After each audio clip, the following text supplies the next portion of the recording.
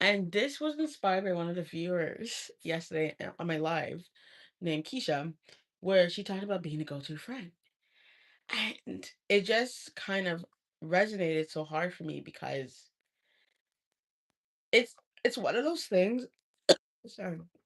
It's one of those things that it's not talked about enough. Like, yes, like we know it's a thing. Like we know it's a thing where you can be that go-to friend where you're the person that's always giving advice, or you're always the dependable one, or you're always the person's like emotional support. But a lot of times it's because you're so used to being that, you don't actually realize how much of a backbone you are to people, where in the process, it may be like it may be taking you out, basically. Um, and I'm wondering if and okay, and then there's the other side of it where if you're the go-to friend, right? Then usually I find people are assuming that you're okay. They're assuming that like, oh well, you're always like happy. I've actually had people tell me that. Would it be like, oh, you always seem like you're always happy and blah blah blah. But I quickly learned like usually the people that are the most like the one that is always seems that they're happy, laughing, all that stuff, are the ones that need to be checked up on the most. Like, let's just let's just face it. Like, though there the if you have a friend in your life where you could always count on them, you need to check up on them because most likely not a lot of people are asking them how they are, like how are they doing.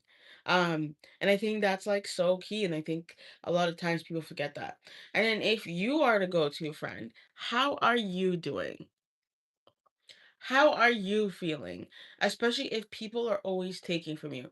You know, like it's so easy for people to do so, especially if you're not having the proper boundaries. And I'm speaking from experience, you know. Um, and also another thing too is sometimes you'll attract like, if you're like that, right? If you're naturally like one of those go-to people where people can depend on, you're gonna naturally attract dependable people. Like people who are looking for someone to depend on, to be there, to pick up their calls, to tell all their issues with. Um, it could be a slippery slope because then it's like you're not attracting the right type of people.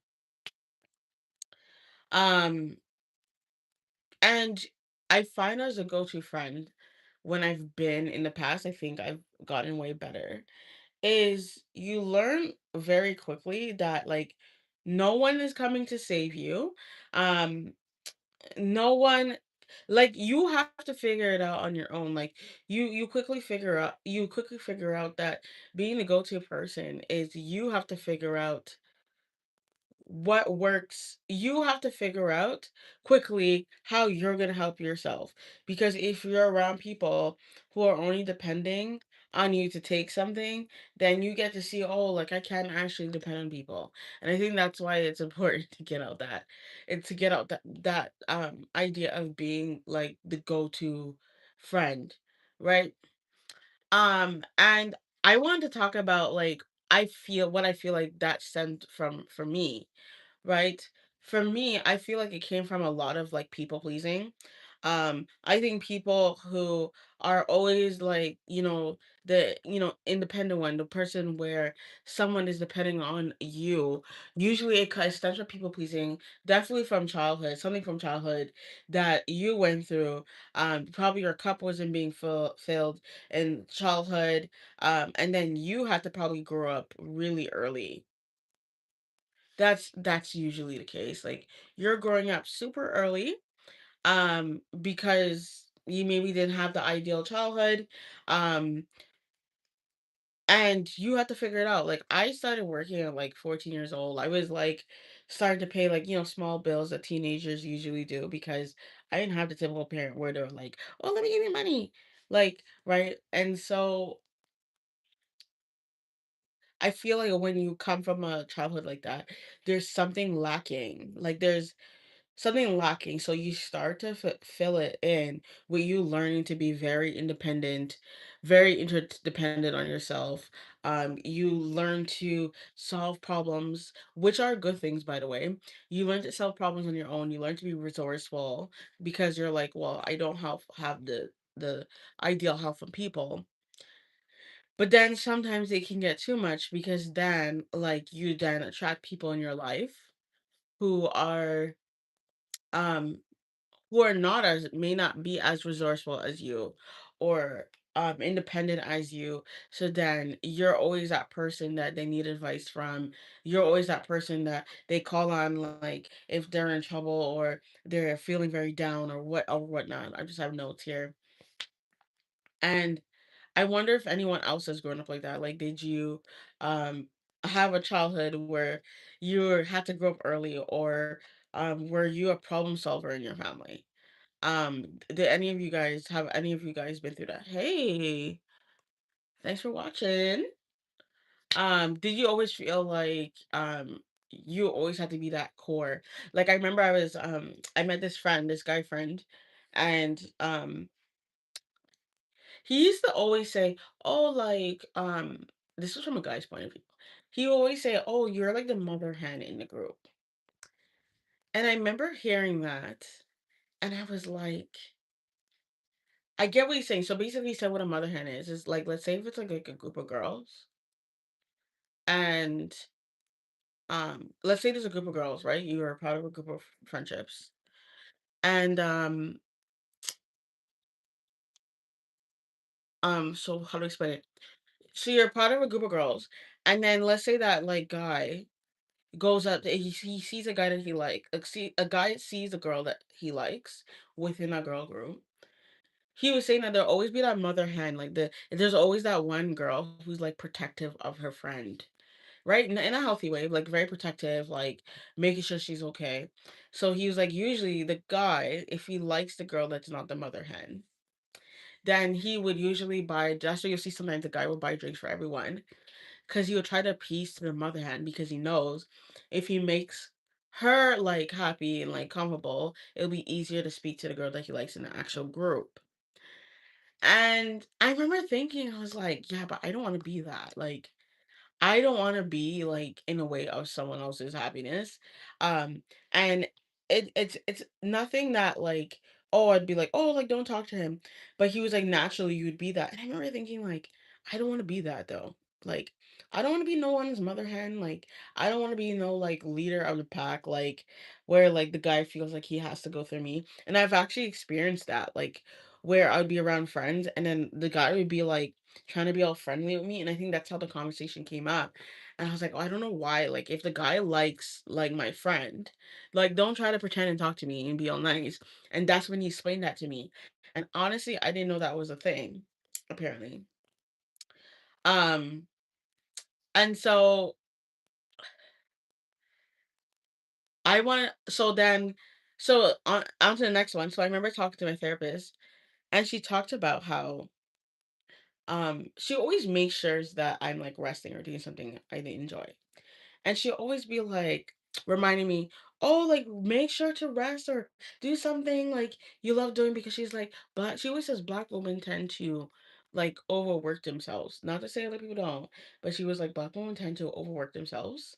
Um, and we're one of those people, like one of those people that we're very usually hyper independent, feeling like we need to do everything ourselves, we need to figure out everything, um and we're usually very hustle focused, meaning like we're trying to like get to our goals. So like by the time you know it, it's like um by the time you know it, like you're always working, and then you stop doing all the things you enjoy because you're in that mindset where you're like, I'm trying to get to my goal. And I have been like that where um I feel like it stemmed from that, like, where I will sometimes always work, and I enjoy it. Like, I enjoy working and working on my side quests, and I enjoy, like, working on my passions, like, working on business and stuff like that. And there's times where I'm like, "Oh, I just don't wanna do anything that, like, equates to me enjoying something. I just wanna work on business." But something I realize is that something I notice is that let's say I go to a salsa dance social, right? I noticed that every time I go to the salsa dance social, when I get home, I would come home so inspired. Like I would come home inspired, like pumped, like ready to go type thing. And my I noticed my mood was different. Like I would feel so optimistic and it was like I would have more ideas. And that's when I started to connect it. And I did it more than once, obviously. And I started to connect the dots and I was like, could it be that every time you do something you enjoy, right? It puts you in your femininity. So therefore, like if anything, you perform better. Okay. You actually perform better in your everyday life, in your everyday career or whatever your career is. Um and I've always heard people say that, like, oh, you'll make the most money like when you're doing things that you enjoy. Because you think it's counterproductive because it's stuff that we've grown up on. Is we're always told to like work hard and especially if you're black, you have to work 10 times harder than most people. Like you're always told those things. So like sometimes like putting fun as the first thing is not the first thing on your list because you're like, well, if I'm playing volleyball or I'm playing soccer, I know it is very sad. And hey, it is sad because in your mind you're like, well, if I'm doing these fun things and that's something that I have to always work through. Where I tell myself, well, if I'm doing this stuff and like it only holds me back or I'm not getting close to my goal close to my goal.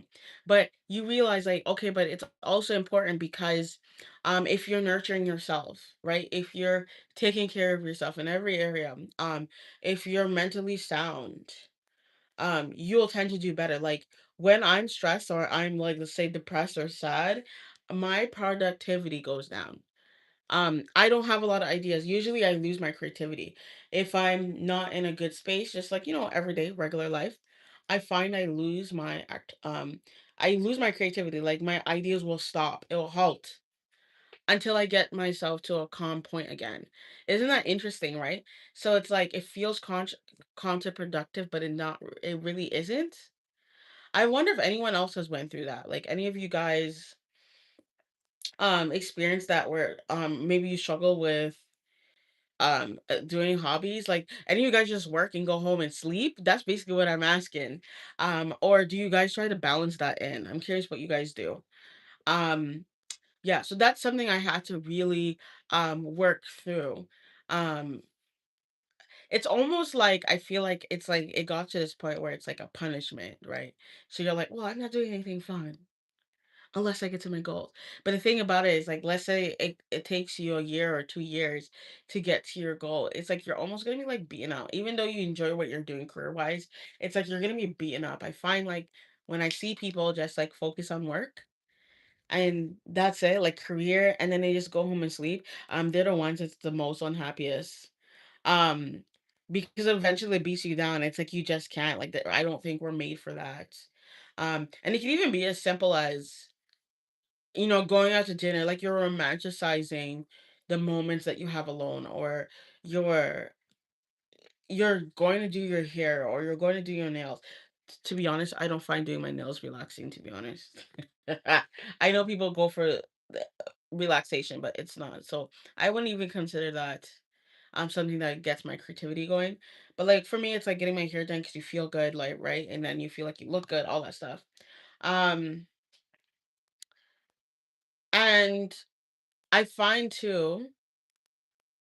Yeah, it's and then it goes ties back I have notes here. It ties back into like even like you're not resting enough because you're like, oh, I have goals. I was recently listening to a podcast and it was with Tiffany Ellis. I don't know if you heard of Tiffany Ellis.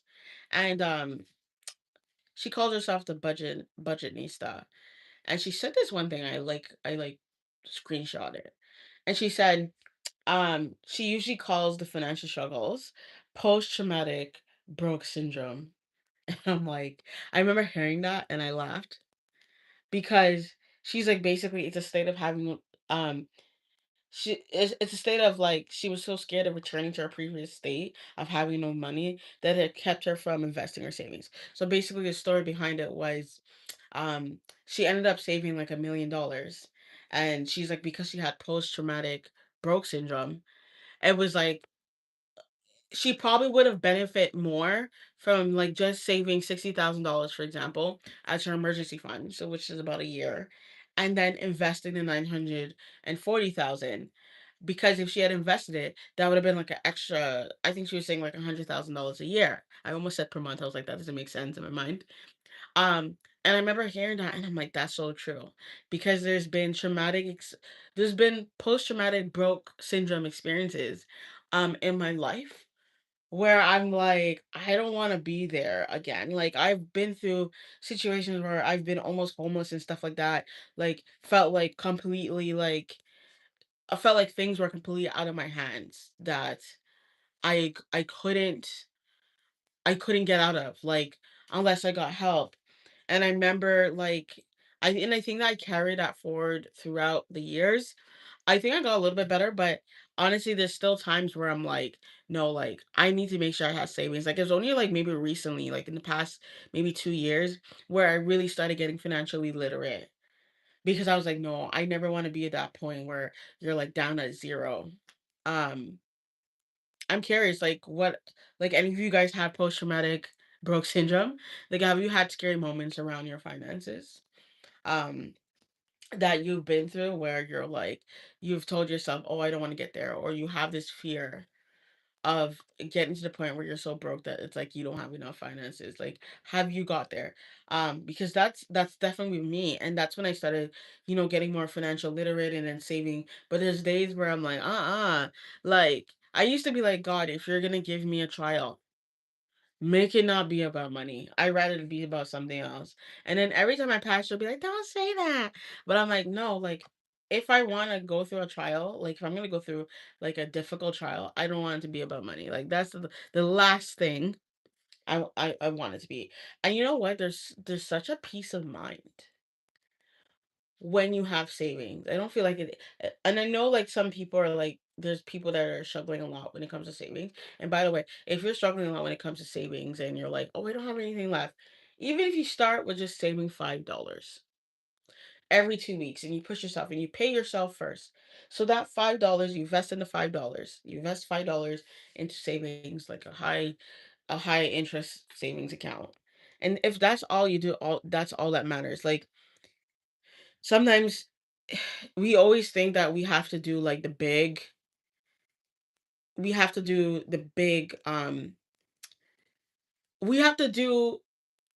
we have to build stuff in big ways. But sometimes it's a small ways. Like I remember when I went on a trip and I underestimated like how much money I needed and I remember I had small savings at the time. I think I had like $300 in my savings. And at the time I was saving like $25 a paycheck.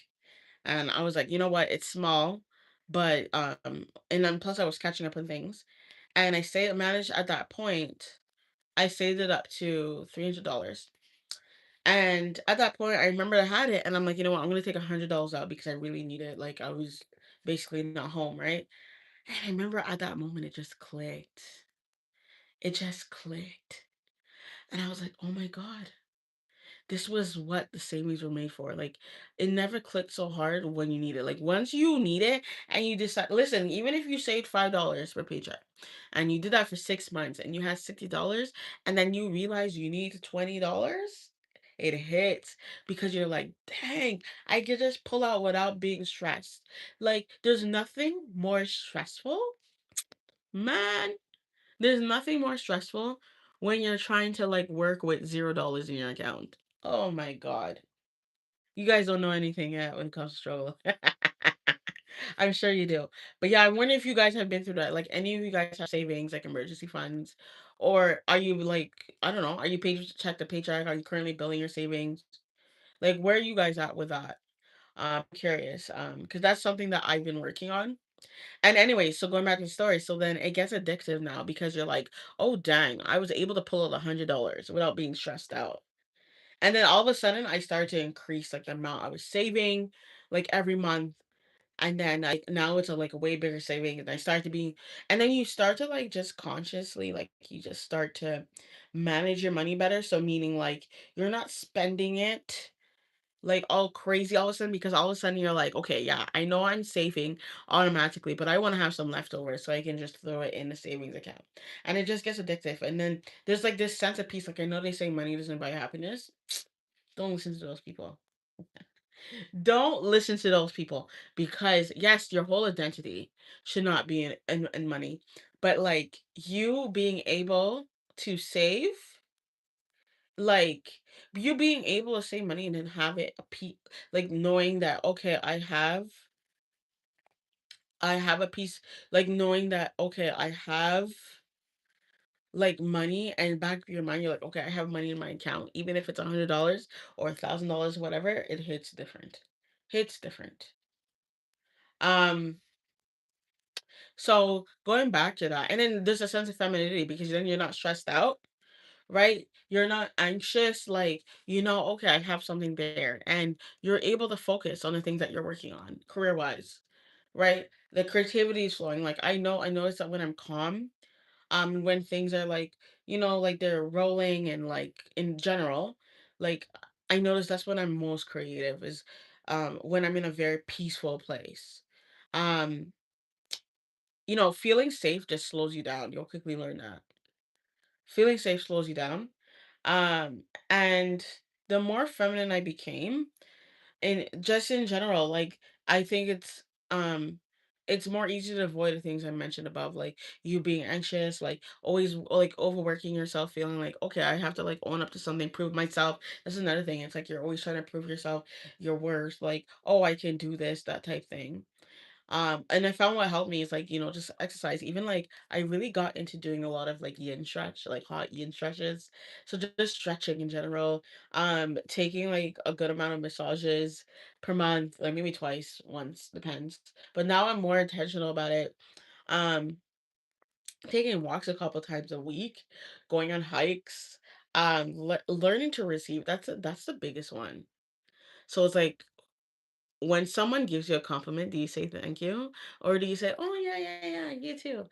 But do you do that? Like, let me know in the comments. Like, what do you do when someone gives you a compliment? And how are you with learning to receive? So, when it comes to learning to receive, I started to get self-aware around it. So, like, let's say if I went to, I don't know, let's say I went to a car parts place and I need to get brakes. If a guy offered to like bring it for me, because rotors can be a little bit heavy.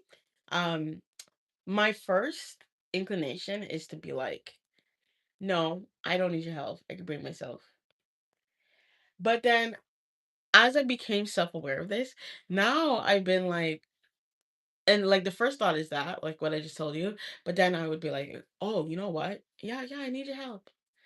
And I learned that like when people like offer to help, it's like you take the help. Like why put yourself through that and not take the help? Like receive the help. Like there's people who, and this is not just a guy helping you, but in general, like there's people who just want to help you because they like you, they may admire something about you, they may see some type of potential about you. And I think it's important to receive the help if someone help like offers. Like if it's someone's offering to help you, receive. Like someone's giving you a gift, like in general, like a friend giving you a gift or paying dinner for you, like re- receive it. Take it in, like don't repel it.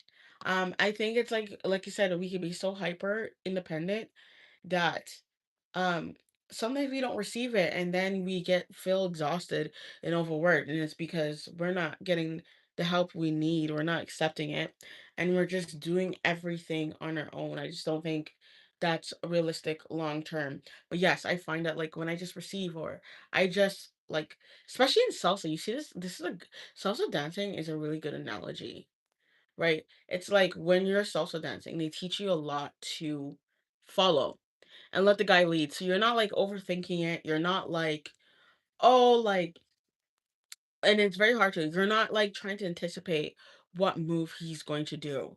You're just letting him flow. You're just letting him lead, and then you're just flowing, following whatever he does. And I think it's the most nurturing thing and best way to learn when it comes to receiving and letting someone lead because you're just like, oh, I can relax and just let him do it. I don't have to think. I don't have to analyze the situation and be like, oh, is this safe? You just trust the person and you just follow his lead. And that's what that's about. Um, Even the next one like makes me feel feminine. It's just having days where you just do nothing. Like have one day you just do nothing. Like you and this means like you don't even take your phone, you're not scrolling down on the phone, but you just do nothing. You just chill. Maybe you put a little bit of music or maybe you're dancing on your own, but you're not doing anything. You're not thinking about career, you're not thinking about goals. You're just doing nothing. I don't think enough of us do enough of that. Another one was having grace for yourself. So I know we talk a lot about that, but like so if things are not going your way or you're hard on yourself, you're reminding yourself, hey, have grace for yourself. Like I remember I had to do that at a day where I was like, hey, Nikia, a year ago you weren't there. You weren't even able to afford that. And I think it's important to have grace and put stuff in perspective, right? Like put stuff in perspective, especially when you want to beat yourself. I think it's so easy to do that, where sometimes you forget how far you've come and then you beat yourself down because you're not in a certain place when in fact, like maybe a year ago you were at step 5 and now you're at step 10 out of 20. Like that's a win, okay? That is a win. If you got this, I think it's important to have grace and it puts you back in that femininity, like just reminding yourself, hey, like you're doing a good job. Like you may not be at step 20 yet, but you're sure at step 10. And that's a win. And then so that and you go to the next one, like speaking very kindly to yourself. Like, oh my God, it's so easy to just beat yourself up and like, you know, talk to yourself mean. And say negative stuff to ourselves. And like that's like I feel like that keeps me my feminine when I speaking nice to myself. I think like even when I'm journaling, it forces me to be nice. Like when I'm journaling, it forces me it like it's such a beautiful way to like pick yourself back up because when you're journaling, it's very hard to beat yourself up. Yes, you may have like bad days where you're like writing all that stuff, but it's very hard to speak negative to yourself when you're journaling. Like you only want to like lift yourself up. Um yeah, so that was some of the things. Like so how about you? Do you know how to relax without guilt? Like, put it in the comments, like, especially if you're not watching this on the live. Like, feel free to answer these questions. Um, so to go into the next one, it was like, what makes me feel feminine is like learning to have boundaries. That was something that very hard for me. And I remember like talking about going back to the go-to friend, right? Where like, do you know those times where people call you and you may be in a different state of mind and then they're telling you their issues and then in your head you're like, I don't feel like listening to your crap right now. And I remember I had that moment where I was talking to someone and right away they started going into like all the stuff that they're going through. And I remember it was like 3 minutes into the call and I was like, I don't want to talk about this. So I just told them, hey, I need to go. And then I remember just hanging up. Now, like, I came a long way. I probably would have done that like before the old Kia, but I remember just doing that and it caught them off guard. And but it felt good to me because I was like, I don't want you to dump your issues on me so you can get me outside of my flow and take away my energy. Like, why would I do that? Some of you guys, you sometimes just need to just do that. Like, if you know you're not good at just tell like being assertive and telling the person like, I don't want to talk about this because you don't want to hurt their feelings, sometimes you need to use action and just cut the phone call or whatever, like whatever you're doing, or you just cut it or change the conversation. Because I think it's one of the hardest things, especially for a woman, but like that's something that I learned to do when it came to like learning to set boundaries, or if you know like you're not good at like saying it out loud on the phone, even if just writing it, like getting off the phone or just writing it, say hey, can't talk right now or something, like being very sort of that way. Like you have to figure out what works for you when it comes to setting boundaries. So if you know your weakness is using like your words, like talking and expressing it through that, you need to find another avenue, right? I'm curious to know like how you've learned to set boundaries. Like, um, is there something that you usually do? But for me, like that has worked. Is if I'm on the phone and someone tricks me, I will hang up the phone and just tell them, "Hey, I'll call you back" or something like that. Um, and then another thing was like just learning to say no. So, okay, the biggest struggle I have is giving car rides. I don't know what it is. But for some reason, like when people see you have a car and then they automatically ask for a ride. And what I notice is a lot of times people won't offer anything. Like they'll just take the car ride and then that's it. Anything is like this free ride. But in reality, if they went through Uber, they'd be paying something. And so, and it's not that I'm looking for money, but for me, like when I'm, let's say I meet up with a friend, I just want to go home in peace. Like I don't want anyone in my car. And it's something I used to struggle with that where I would like say like I'll say yes, but then not want to do it and feel like it's like a huge strain. And so I had to actually walk my through self through saying no. Like I remember seeing Cody Sanchez, what she did was she created a list of like don'ts, like stuff she doesn't want to do. And I remember thinking, oh my God, that's such a good idea. So what I would usually do is when I'm creating a boundary and I'm aware of it, I will actually start practicing. So I will practice the response. So like if someone asks me for a ride, I'll practice saying, "Hey, no, can't. Sorry." Like I'll actually recite it over and over until it gets easier and easier. And then basically be mentally ready for the person if they ask me that. And that's not like some of the tips I do. Like I even do that like if I'm afraid to go somewhere alone, I will usually recite like just talk myself through it over and over again until like there's a sense of comfort, right? Like obviously until you take action it doesn't hit, but like those like things help you learn to say no. I think that like it just keeps you in your space and like especially when you don't want to be in a space where it's not as comfortable. Curious to know like how about you like is do you know how to I'm curious to know if you know how to relax without feeling guilt or do you how do you handle saying no to people? How do you usually feel? Feel free to write in the comments. um the next one for me like in terms of what makes you feel feminine is what makes you feel feminine is learning not to care to solve someone else's problems, especially if they don't want to solve it. Especially if they don't care, especially if they don't care, you need to preserve your energy. So if you are constantly repeating yourself over and over and you're talking about the same things and the person is not making any changes. Now, I'm not expecting you to do like a complete 180. But like, you know what the worst thing is to be talking about the same situation over and over and it not evolving.